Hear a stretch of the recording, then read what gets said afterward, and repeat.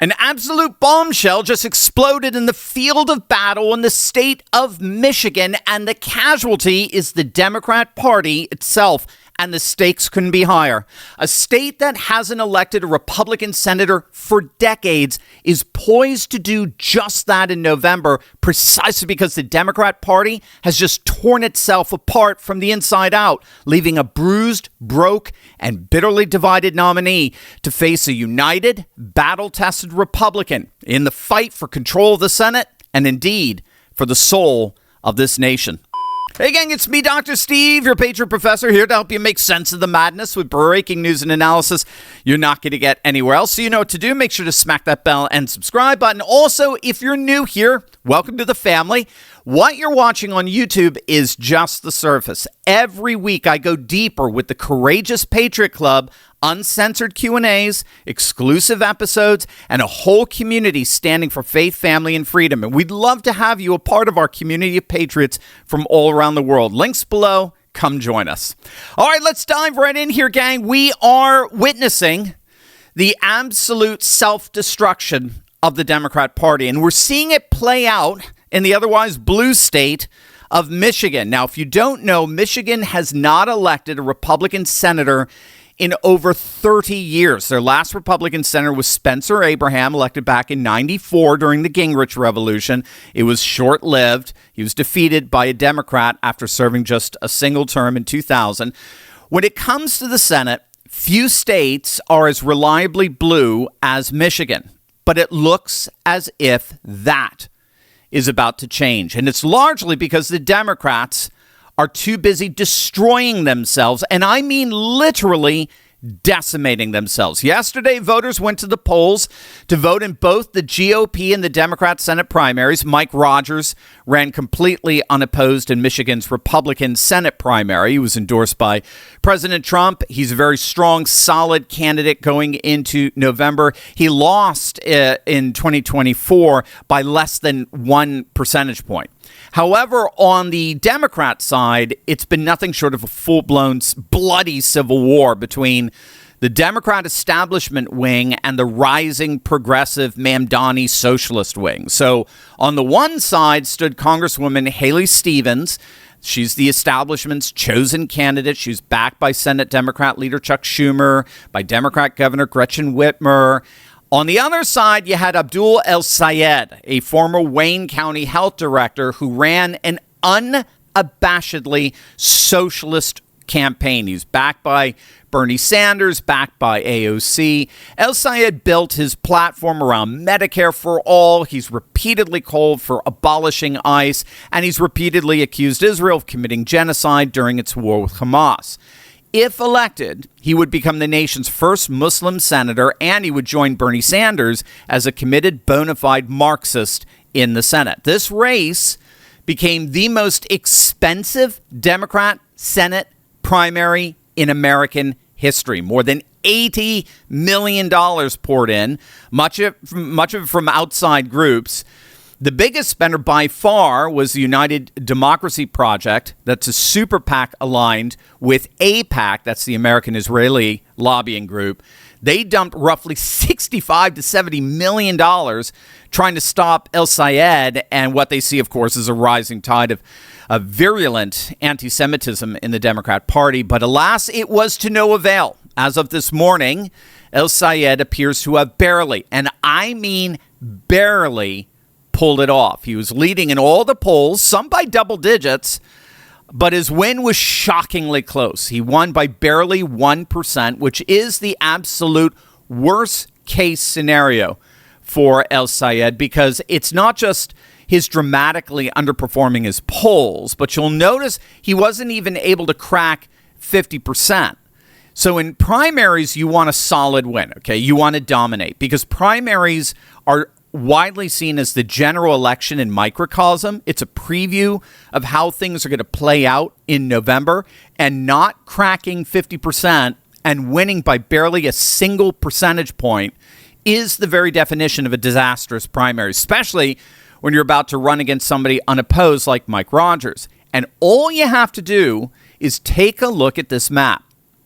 The purple are the districts that voted for Stevens. So these are Michigan's rural voters, okay? We're now learning that El-Sayed performed dramatically worse than the average Democrat with rural Michigan voters. Rural voters, keep in mind, made up around 19% of the state's population, but they account for roughly 40% of the increase in turnout back in 2024. They voted overwhelmingly for Trump, and it looks like they're ready to vote for Mike Davis, the Republican, in November. They clearly have no interest in voting for a radical Islamic socialist. And again, keep in mind, these are even the Democrats. These are Democrat rural voters.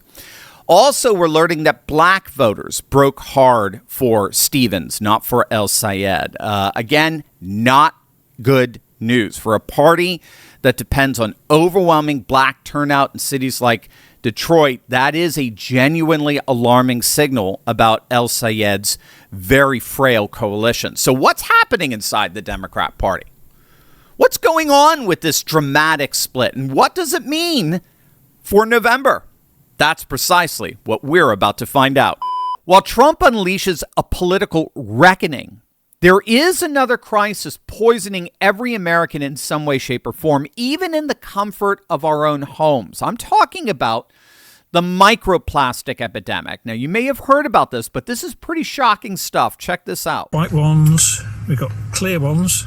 Tons of microplastics wash ashore all over the world every day. And now for the first time, scientists in the Netherlands have detected microplastic pollution in human blood.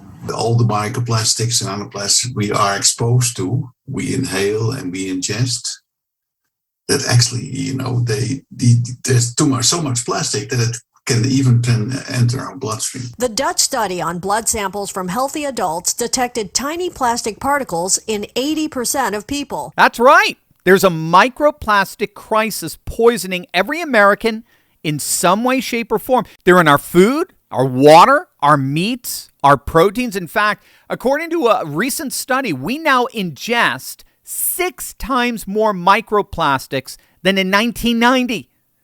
It's wreaking havoc on our health and on our organ functions. And unfortunately, no one is immune from this. But there is an amazing solution. There's a unique bacterial strain found only in kimchi that's been found to effectively degrade microplastics. In fact, traditional kimchi is one of the world's most powerful superfoods. But let's be honest, it's messy, it's strong smelling, and not exactly easy to eat every single day. So that's why our good friends over at Brightcore created Kimchi One. Now you can get all the benefits of premium fermented kimchi in convenient capsule form. No mess, no taste, no hassle.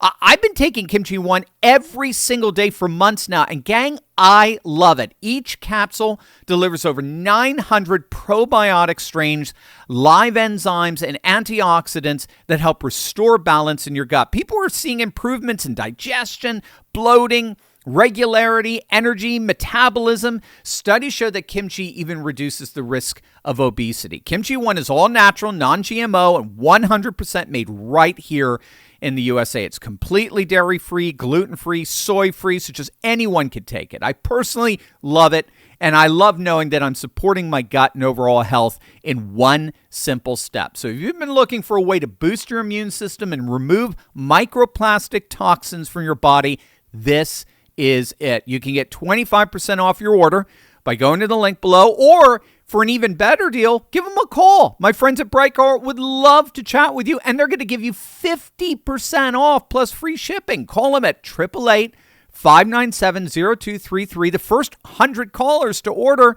are going to get a free bottle of vitamin D3. Again, you only get that 50% off and free shipping when you give them a call. So once again, that number is 888-597-0233. One of the fundamental laws of politics that I harp on repeatedly on this channel is how woke progressive socialists always split the left and unite the right. That's the key dynamic to understand here with this Michigan Democrat Senate primary. The reason why the vote split nearly 50-50 between the establishment candidate and the far left candidate is precisely because poll after poll after poll shows that woke progressive issues and candidates always end up splitting the left. So if you ask a group of leftists if they support El-Sayed or Mamdani or that creepy Katie mayor out in Seattle, right? Half of them will say, absolutely, we're all in, right? Free Palestine. But the other half, the Bill Maher half, the Van Jones half, the James Carville, the John Fetterman half, they're going to say, heck no, we want nothing to do with them. I mean, for heaven's sakes, Bill Maher's openly and publicly stating that he will vote for J.D. Vance before he votes for one of these Marxist socialists. So this is why these woke progressive socialists, if they win, generally squeak by with a very low margin win. We saw it with Mamdani. We saw it in Seattle. In Seattle, Crazy Katie, she won by less than 1%. Again, something very similar to what we're seeing here. But the reason why you got Democrat strategists like James Carville absolutely flipping out over the socialist takeover of his precious Democrat Party is because he knows that they are political poison, not just for their own side. It's not just that they split the left, they do something else. At the very same time, they unite the right. So if only 50% of Democrats oppose these municipal socialists, 100% of Republicans oppose them. So there's always going to be more voters to come out to vote against them than vote for them, except in the most radical municipal and, cosmopolitan enclaves across the country. So that's where they've been winning. But the question is, can they win statewide races like in a state like Michigan or Wisconsin, both of which voted for Trump in 2024? It doesn't look like it.